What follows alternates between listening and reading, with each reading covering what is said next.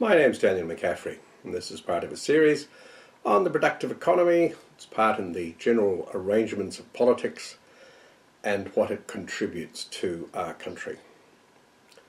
Today I'm going to look at some equations, the sort of rules of politics that are spelt out. They're very strong, very powerful, and you don't often hear how they operate. It's like any other trade, it has its little trade secrets. But there is one and only first prime rule, and that is the law of numbers. Those who have the numbers in a democratic society exercise the power. It's that simple, and you've seen it at school committees and cricket clubs. If the cricket club proposes to build a pavilion, and it involves a lot of money, and 12 people vote for it, and 6 people vote against it, that's it.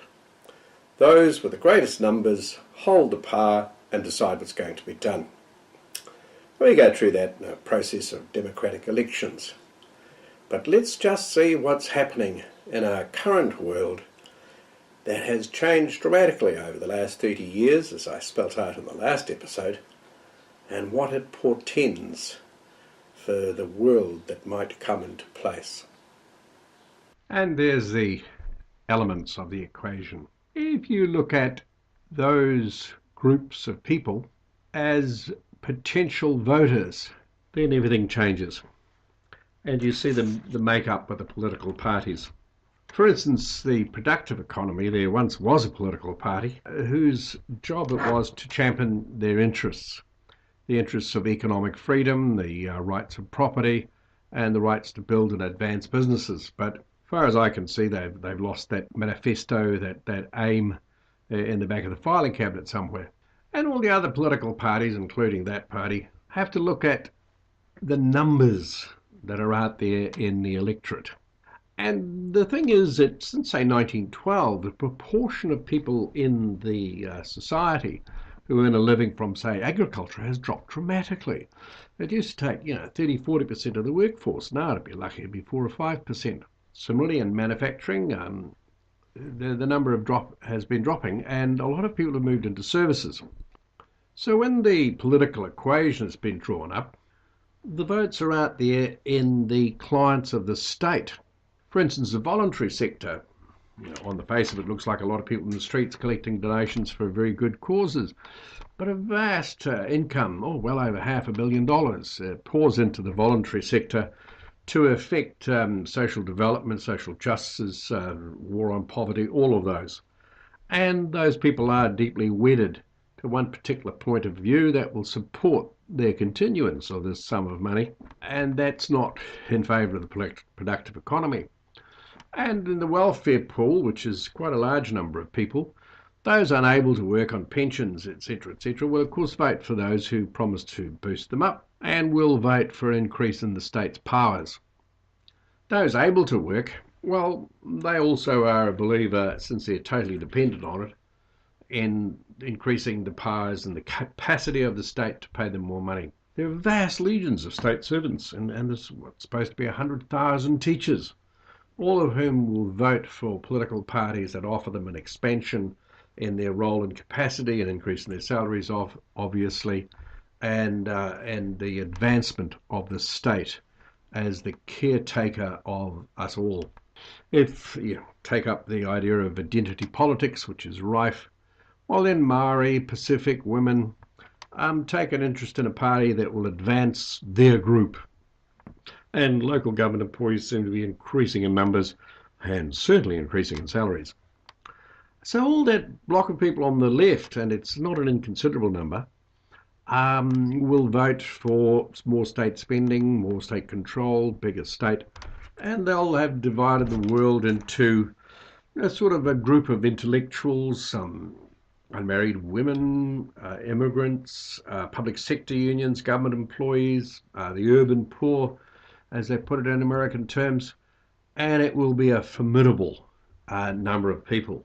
But there's one thing coming down the line, which I'll allude to later, and that is the universal basic income.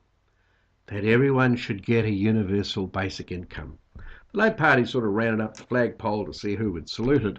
But let me tell you, as a matter of prophecy, that if the universal basic income comes in, we will have crossed the great divide. Quite a large number of people will move into a universal basic income, and they will hold their lives for the rest of their days in thrall to the state. It will never be removed. There's not one politician that would ever stand up and say we're going to take away the universal basic income. It's simply not a possibility.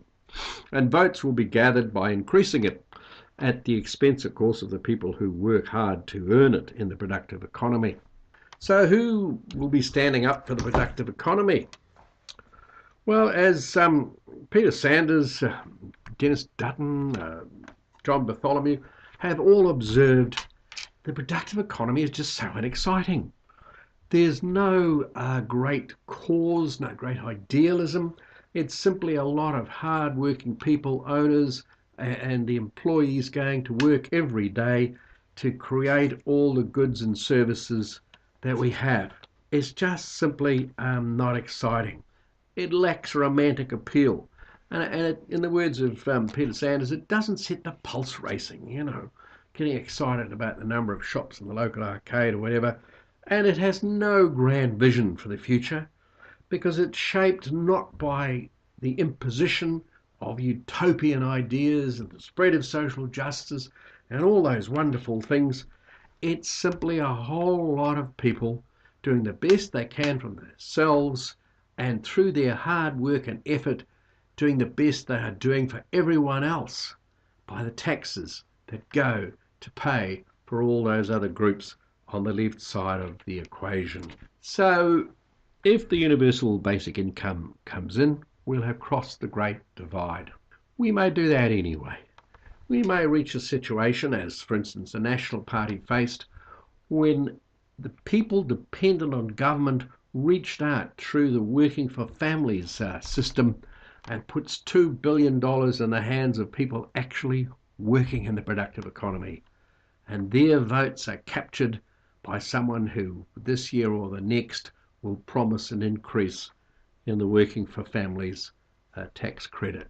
And so it's just possible with the increasing efficiency of the productive economy, the declining number of people in manual skills, etc., and the interests of the trade unions in convincing the workers that the interests of the enterprise are not theirs, but that they should follow this ideology and sign themselves up to a state notion that the state will mandate and determine that they receive better wages and conditions.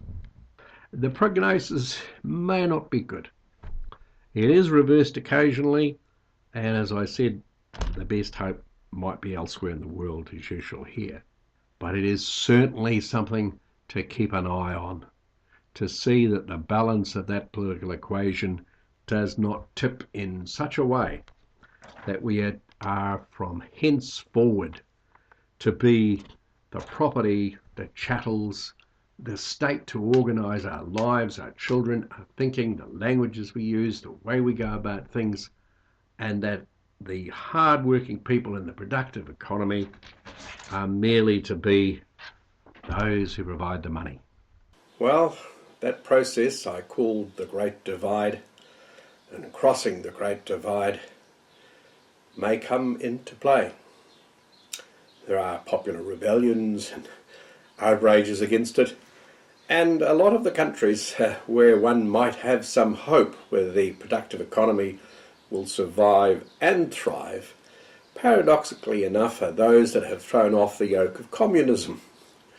China, Vietnam, the eastern countries of Europe, where they fully understand the promises that the state makes and the destruction that the implementation of those promises for happiness, equality, equal incomes, and a state net of comfort and security comes from.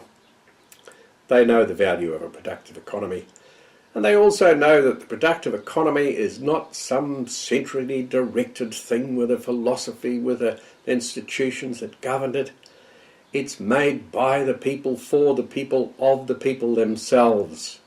It's decided by hundreds and thousands of enterprises. It's decided by those who choose to work in them and devote their skills and time and talents to providing the goods and services those enterprises produce, and customers who make the final decision on what will be produced, where it will be produced, and at what price they're prepared to pay for it.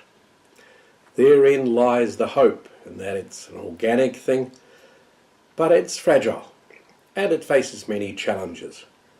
And in the next episode, we'll discuss the contest that's currently taking place in the world today for what's going to happen in those law of numbers, and who shall have them, and what shall be done.